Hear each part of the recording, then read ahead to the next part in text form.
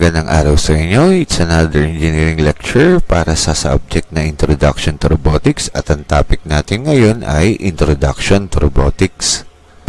So let us start. So for introduction, ang robotics ay isang paksa sa kurikulum ng engineering at IT para sa kakayahan nitong magsagawa ng mga mapanganib o nakakapagod na gawain. So tinutulungan ng mga robot ang ating mga manggagawa sa pamamagitan ng pag-alis sa kanila mula sa paulit-ulit na gawain at magawa ito ng tiyak at tama. So bagamat hindi kasing bilis ng mga tao, maaaring mapanatili ng mga robot ang pare-parehong bilis sa paggawa ng isang gawain. So ang paggamit ng mga robot ay maaaring humantong sa pagtaas ng productivity lalo na sa mga settings ng mass production. So ang mga advanced na robot ay kulang pa rin sa katalinuhan kumpara sa mga tao. So mahalaga na maunawaan ang mga benepisyo at limitasyon ng robotics bago ang pagpapatupad upang maiwasan ang mapaminsalang kahihinatnan nito. Okay, talakayin naman natin ang history. So, ang idea ng mga robot ay nagsimula 3,000 years nang nakakalipas sa isang Indian na alamat ng mga mechanical na elepante. So, ang terminong robot ay lumitaw sa unang pagkakataon noong 1921 sa dulang Rossum's Universal Robot ni Karel Capek. So, sa dula, ang mga robot ay nilikha upang palitan ng mga manggagawang tao at kalaunan ay pinatay ng mga robot ang kanilang mga Panginoon at sumira sa sangkatauhan. So sa dula, may takot at puot ang mga robot sa kadahilanan na nagmumula sa paniniwalang aalisin nila ang mga trabaho ng mga tao. So naisip ni Isaac Asimov ang mga robot bilang mga katulong ng sangkatauhan at nilikha ang 3 batas ng robotics sa kanyang mga kwentong science fiction noong 1940s. So, talakayin natin ang Asimov Law of Robotics. So, ang unang niyang law, sabi niya, dapat ang isang robot ay di maaaring makapinsala sa isang tao o di dapat niyang pahintulutan na may mangyaring masama sa isang tao. So, ang pangalawang law naman niya, sabi niya, ang isang robot ay dapat sumunod sa mga utos na ibinigay ng mga tao, maliban kung ang mga naturang utos ay salungat sa unang batas. So pangatlo, dapat protektahan ng robot ang kanyang sarili hanggat hindi sumasalungat sa una o pangalawang batas ang naturang proteksyon. So pang-apat, ang isang robot ay maaaring kumuha ng trabaho ng isang tao ngunit hindi nito maaaring iwan ang taong iyon na walang trabaho. Okay, let us define robots. So, ayon sa International Standard of Organization o ISO, ang isang robot ay isang reprogrammable, multifunctional manipulator. Ibig sabihin, pwede natin baguhin ang mga utos dito upang makagawa ng iba't ibang gawain. So, ang mga robot ay idinisenyo upang maglipat ng mga materyales, mga kagamitan o mga espesyal na aparato sa pamamagitan ng pagsunod nito sa mga nakaprogram sa kanya na gawin. So, may iba't ibang klase ng robot na ginagamit pang industry, hindi pang industry o espesyal na layunin. Natatalakayin natin sa mga susunod na slide na ito. So, ang unang klase ng robot na tatalakayin natin ay industrial robot. Okay, so ang industrial robot, ang mga robot na pang-industriya ay dinisenyo upang magsagawa ng iba't ibang gawain, kabilang na dito ang pagwe-welding, pagpipinta at pag-machining. Okay? Ang mga ito ay nilalayong tumulong sa pangkalahatang layunin para sa mga unskilled o semi-skilled na mga trabaho.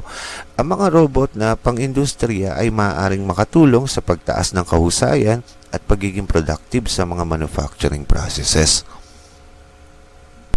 Talakayin naman natin ngayon ang isa pang klase ng robot which is non-industrial or special purpose robot. So ang mga special purpose robot ay ginagamit sa mga lugar na di karaniwang mga kapaligiran ng pabrika. So ibig sabihin makikita mo yung mga ganyan type ng klase sa labas ng industry. Okay? So, kasama ang mga halimbawa ang mga serial robot na nakamount sa spacecraft para sa pagkuha o pag-aayos ng mga satellite. Ang mga robot na ito ay dinisenyo para sa mga particular na gawain o application. So, ang mga ito ay kadalasang kakaiba at custom built para sa mga espesyal na kaso ng paggamit. So, ang mga robot na may espesyal na layunin ay maaaring gamitin sa iba't ibang industriya maliban sa mga manufacturing industries. So, talakayin naman natin yung isang klase ng industrial robot which is Automated Guided Vehicle or AGV. Okay? So, ang Automated Guided Vehicle o AGV ay mga pre-program na sasakyan na ginagamit para sa transportasyon, sa storage at manufacturing facility. So, ang mga AGV ay mga mobile robotic system. Ibig sabihin, mga programmable robot na karaniwang ginagamit sa mga pabrika para sa mga layunin ng paghahawak ng mga materyales. So, ang mga AGV ay may mga gulong para sa kanilang paggalaw na karaniwang tinatawag silang wheeled mobile robots. So, isang tawag pa sa AGV ay WMR o wheeled mobile robots. So, maaaring gamitin ang mga AGV sa iba't ibang industriya tulad ng mga planta ng chemicals, paggalugat sa ilalim ng dagat at sa larangan ng militar. Okay, ito namang type ng robot na ito ay example ng special purpose robot. Okay, o non-industrialized robot.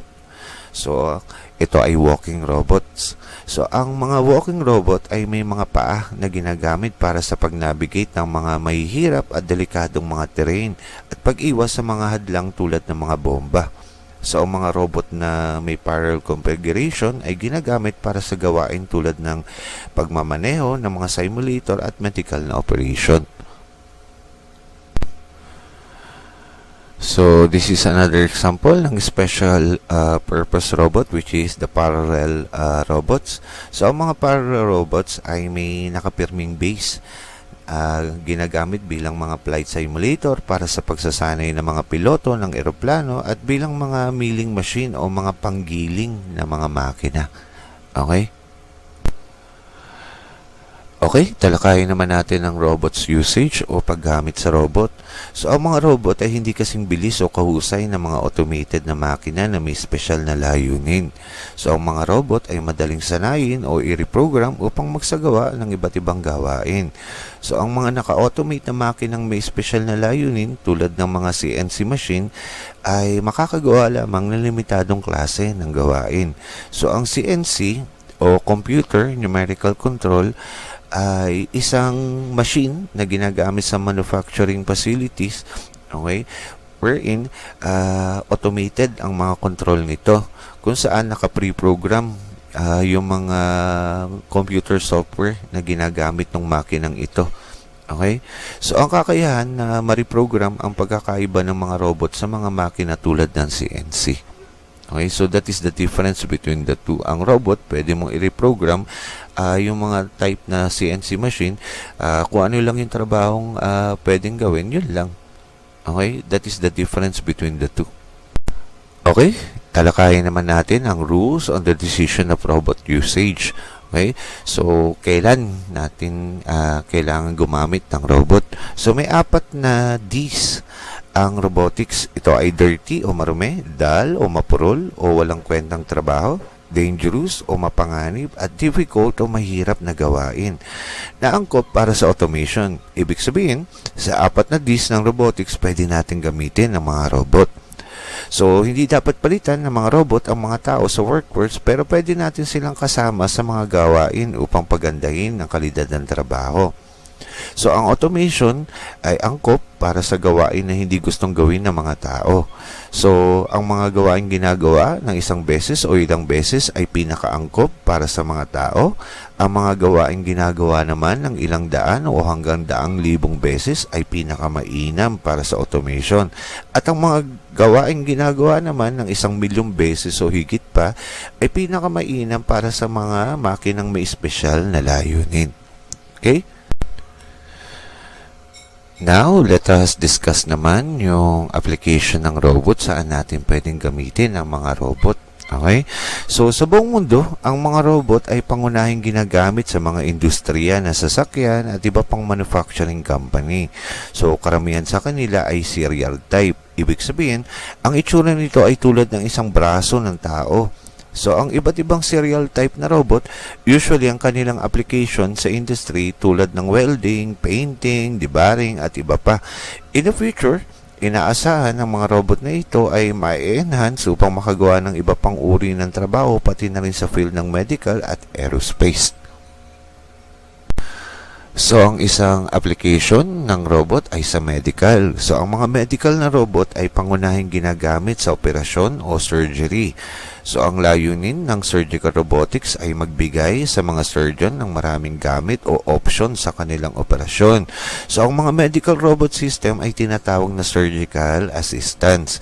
So, may dalawang pangunahing uri ng surgical assistant robot. Ito ay surgeon extender at auxiliary surgical support.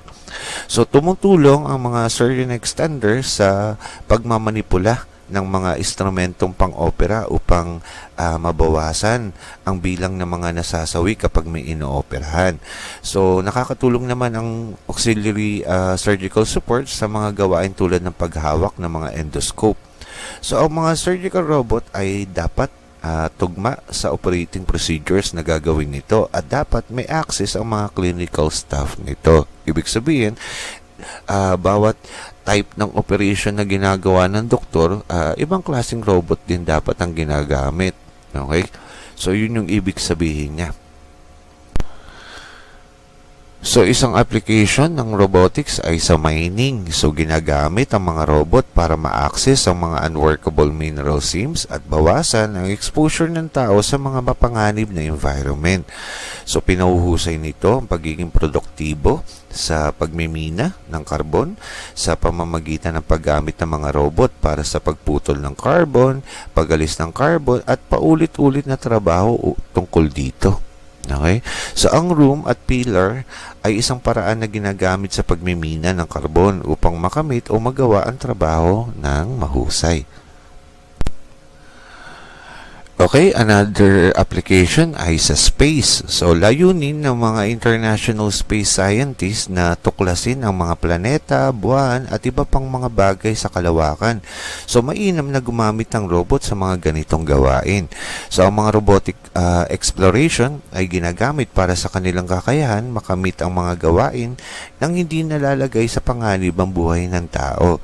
So, ang mga space robot ay maaaring magsagawa ng mga gawain tulad ng pagmamanipula sa isang lugar at pagsasagawa ng mga scientificong eksperimento.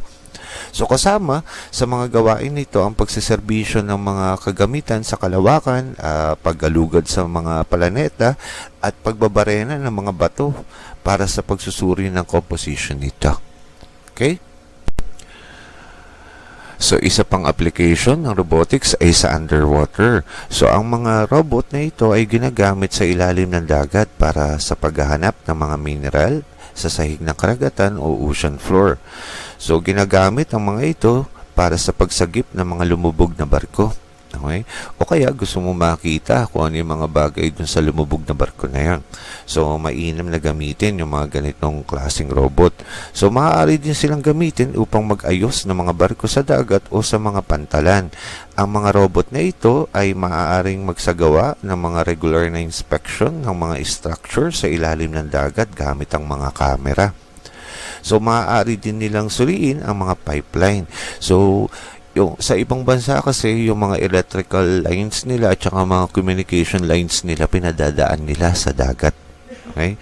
So, ginagamit ang mga ito para sa paglilinis ng mga debris. So, maaari din silang gamitin sa pagsusuri ng tubig upang malaman ang kalagayan ng mga marine species natin at kung bakit lumiliit o nagbabago ang paglaki nito. So, ginagamit din ang mga ito para sa pagmamapa at photo documentation sa marine geological survey. So, ginagamit din ito upang magsagawa ng mga marine life survey. Okay? So, another application ng robotics ay sa defense. So, ginagamit ito ng ating mga bombero sa pag-apula ng mga apoy at paggalugad sa isang lokasyon na may sunog gamit ang mga infrared sensor. So, ang mga device na ito ay maaaring mag-react ng mas mabilis kaysa sa mga tao sa mga emergency at mapanganib na sitwasyon. So, maaari din silang gamitin para sa pagtatapon ng bomba at paggamit sa larangan ng digmaan. So, ang mga short-term application nito ay pagsusurveillance, pagtanggal at pag-alis ng mga bomba at tumulong sa artillery loading. Okay? Okay, isa pang application ng robotics ay sa security. So, pangunahing ginagamit ang mga security robot para sa pagsubaybay at pagbabantay sa mga plantang gumagawa ng kuryente, mga refinery ng langis at iba pang malalaking pasilidad o facilities. So, ang mga robot na ito ay dapat na mobile o ibig sabihin programmable ang mga ito at ilalagyan ng mga vision system, infrared sensor at iba pang uri ng sensor. So, maaari din silang magkaroon ng kakayahan na protektahan ng mga tao at ang kanilang sarili laban sa mga potensyal na banta mula sa mga grupong terorista. Okay, another application na robotics ay sa domestic. So, ang mga robot ay unang ginamit para sa mga layunin pang industriya. So, recently, sila ay naging popular para sa domestic na paggamit. So, ang mga robot na ito ay maaaring magsagawa ng pang-araw-araw na gawain sa bahay tulad ng paglilinis at upang tulungan ang mga elderlies natin o mga disabled sa mga pang-araw-araw na gawain sa bahay. Okay, another application ng robotics ay sa entertainment. So, ginagamit ang mga robot na ito sa mga amusement parks, joyrides, sports, at iba pa para sa mga layunin ng entertainment. So, ang mga motion platform na may 3D glasses ay nagsasimulate ng mga rides para sa mga tao. So, katulad dun sa Enchanted Kingdom, diba? May mga rides sila dun na nagsusuot ka ng 3D glasses tapos nakaupo ka dun sa isang platform nila na sumasabay yung pagkilos ng platform na yun doon sa pinanonood mo. So, yun yung isang example nun. So, ang Disneyland at iba pang sikat na amusement park ay gumagamit ng mga robot-driven rides. So, ang mga kompetisyon sa robotics tulad ng Robocon ay isang uri na libangan para sa mga mag-aaral ng engineering. Okay? So, ang mga sikat na robot tulad ng Honda Asimo at Sony Aibo ay ginagamit din para sa mga layunin ng entertainment. Okay? Now, talakayin naman natin yung criteria for robotic installation. So, ano ba yung mga dapat natin sundin sa pag-i-install ng mga robots? So, ang una na dito ay price of robot.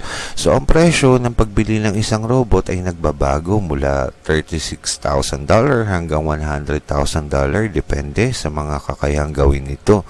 So, napakamahal.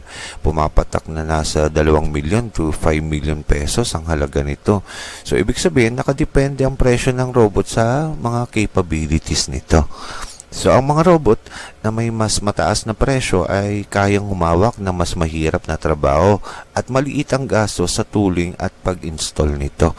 So, ang mga pick-and-place robots ay itinuturing na mga adjustable components sa mga sistema ng automation. Ibig sabihin, pwede silang i-incorporate sa ibang sistema ng trabaho. So, another criteria na dapat nating i-consider is special tooling. So, ang special tooling para sa robot kapag mag-upgrade ka, usually mas mahal pa siya kaysa sa halaga nito o sa price nito nung binili siya. So, kung gusto mong i-upgrade yung magiging application niya, gagastos ka talaga. So, another one is installation cost. So, ang mga gastos sa pag-install para sa mga robot ay maaaring singilin ng buo sa isang proyekto. O kaya, bilang overhead. Ibig sabihin, ulugan siya habang ginagawa o ini-install ito. So, ang mga pagbabago sa layout ng planta ay maaaring makaapekto sa mga gastos sa pag-install. So, ang mga gastos sa pag-install ay maaari pa rin madagdagan kung mano-manong pinapatakbo yung robot na yon. So, dapat din kung ano lang yung pinalitan sa robot o in-automate dito, yun lang dapat ang singilin. Yun ang ibig sabihin ng differential cost. Okay? So, sa maintenance naman, ang maintenance cost ng isang robot ay usually 10% ng purchase price nito annually or per year. So, ibig sabihin, kung 1,000,000 mo nabili siya, ang maintenance cost nito para ma-maintain mo siya, papatak na 100,000 pesos. Okay? So, another criteria to consider is operating power. So, ang operating power o kakayahan ng robot na magawa ang trabaho niya ay nakakalculate sa pamamagitan ng pagmultiply ng overall power drain nito sa oras na tinrabaho niya. Okay? So, another one is finance. So, kailangan i-consider ang halaga ng gagastusin para malaman kung kikita ba o hindi kapag gumamit ng robot para ma-justify kung bibili ba o hindi. So, another one is depreciation. So, yung mga robot na ginagamit ng ilang beses sa buong araw sa production, ang useful life nito, usually tumatagal ng 8 to 10 years lang. Okay? Okay, another criteria to consider is enhanced productivity. So, ang paggamit ng robot ay nagiging makatwiran dahil sa napapataas nito ang productivity at pwede siyang gamitin ng buong araw nang walang hinto, di tulad ng tao na napapagod na di pwedeng gawin ang trabaho ng buong araw. So, another one is improved quality. So, napapabuti ng mga robot ang kalidad ng produkto sa mga mapanganib, demanding, at paulit-ulit ng mga trabaho kumpara sa mga tao. Okay? Now, talakayin naman natin ang safety sa paggamit ng robot. So, ang mga robot na pang-industriya ay maaaring mapanganib dahil sa kanilang mga kakayahan at pwedeng maabot. So, ang mga alituntunin sa kaligtasan o safety guidelines ay nag-iiba depende sa bansa. At dapat ito ay sumusunod sa lokal na batas. At dapat din kasama sa kaligtasan ang paghihiwalay ng mga tao sa workplace ng robot para maiwasan ang disgrasya. O di kaya, kung magloko yung robot, dapat may emergency stop ito para maiwasan ang disgrasya sa workplace. So, ang mga robot ay may mga disc brake sa bawat axis sa position na hinihintuan nito. So, kung sakaling magkaroon ng power failure o emergency stop, dapat di siya gagalaw doon. At kapag bumalik ang power, dapat bumalik din ang robot sa initial or starting position nito para maiwasan ang aksidente. So, maaaring pagmulan din ng aksidente ang mga robot dahil sa ingay nito, sa mga parts nito, o kaya electronic failure at maling pag-ooperate o control ng isang worker. So, ang safety sa paggamit ng robot ay mahalaga. Dapat isaalang-alang ang mga system controls nito, disenyo ng layout ng workstation na paglalagyan nito, at pagsasanay ng mga tauhan ng planta na magpapatakbo o mag-ooperate nito. And lastly, ang disenyo ng control system ay responsibilidad ng gumawa ng robot, habang ang layout naman ng workstation at pagsasanay ng mga operator ay responsibilidad naman ng planta o industry. Okay? So, I guess that's it. Sana marami kayong natutunan sa lecture na ito. See you again sa susunod na lecture. Until next time, bye-bye!